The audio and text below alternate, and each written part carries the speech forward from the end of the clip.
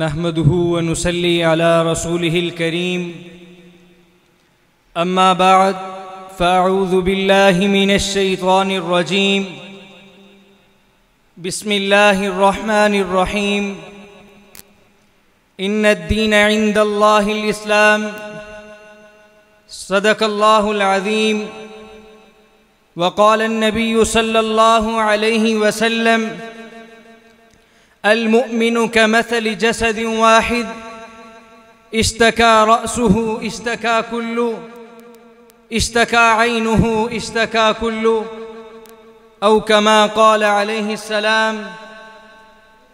میرے انتہائی واجب الاحترام بزرگوں، بھائیوں اور دوستوں، آج کی اس پروقار تقریب میں ہم سب یہاں جمع ہوئے ہیں۔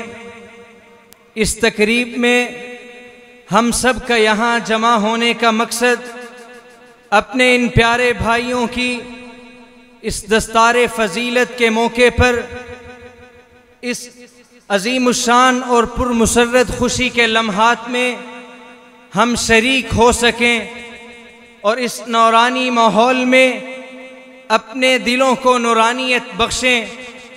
لیکن آج اس خوشی کے موقع پر بھی دل خون کے آنسو رو رہا ہے، کیونکہ آج بھی اسرائیل کی جانب سے معصوم فلسطینی بھائیوں پر ظلم و تشدد کا سلسلہ جاری ہے۔ آج اسرائیل پوری دنیا کے سامنے معصوم فلسطینی بھائیوں کو نشانہ بنا رہا ہے۔ ان کا جرم صرف یہ ہے کہ وہ قبلہ اول کی حفاظت کر رہے ہیں۔ عدل و انصاف کے ایوانوں میں معصوم فلسطینی بھائیوں کی لاشیں تڑپ رہی ہیں۔ آج فلسطین اپنے ہی لہو میں ڈوبا ہوا ہے، ہر آنکھ اشک بار ہے، ہر سینہ فگار ہے۔ کئی دن کی بمباری اور میزائل کی بارشوں سے نہ جانے کتنے گھروں کے چراغ گل ہو گئے، کتنے سہاگ اجڑ گئے، کتنے معصوم بچے ایسے ہیں کہ اب ان کا اس دنیا میں کوئی نہیں رہا۔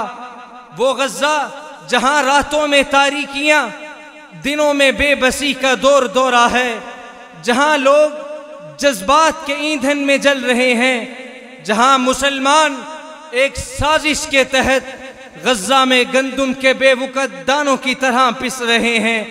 یوں لگتا ہے کہ درندوں کی بستی ہے، ہر طرف چیرنے پھاڑنے کا عمل جاری ہے۔ دیکھنے والی آنکھ کو شاید ہی کوئی ایسا گھر ملے یا ایسا خیمہ ملے جو ماتم گدے میں تبدیل نہ ہوا ہو، جو یتیم گدے میں تبدیل نہ ہوا ہو۔ یہ گھر کا سربراہ ہے جو اپنی بازو کٹوا چکا ہے، یہ گھر کا بچہ ہے، معصوم بچہ جس کی آنکھوں کی بینائی چلی جا چکی ہے، یہ بیوہ عورت کہ اس کا شوہر شہید ہو چکا ہے۔ ایک المناک داستان غم کی تاریخ رقم ہو رہی ہے۔ آخر کار یہ ظلم کی بھٹی کب تک دہکتی رہے گی؟ اقوام متحدہ کب تک خاموش تماشائی کا کردار ادا کرتی رہے گی؟ اسلامی ممالک فلسطینی مسلمانوں بھائیوں کی لاشوں پر کب تک نظارہ کرتے رہیں گے؟ عالمی برادری اور انسانی حقوق کی تنظیمیں بھی مر چکی ہیں۔ ان سے دنیا سوال کرتی ہے، پوچھتی ہے کہ تمہیں ان بھوک سے بلبلاتے ہوئے بچوں کی چیخیں نہیں سنا دیتی؟ اور لاکھوں انسان بے بسی کے عالم میں اپنی قسمت کے فیصلے کے منتظر ہیں۔ حالیہ غزہ پر اسرائیلی بمباریوں میں سینکڑوں بچے شہید ہو چکے ہیں، سینکڑوں بچے ابھی بھی زخمی ہیں۔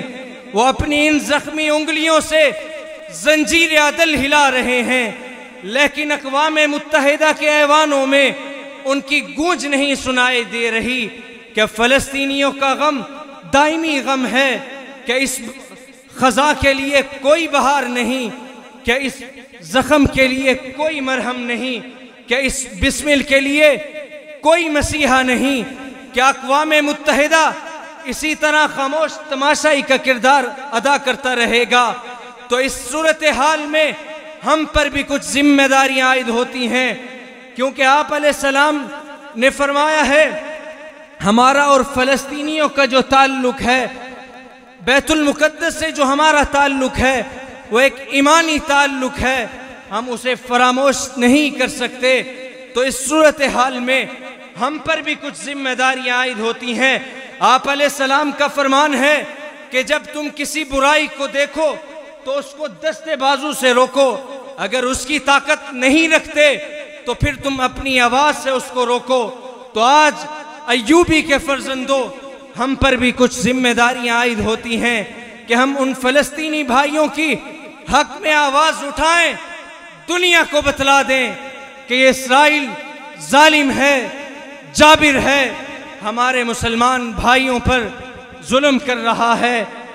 ظلم تو پھر ظلم ہے، بڑھتا ہے، مٹ جاتا ہے، خون پھر خون ہے، لپکے گا تو پھر جم جائے گا۔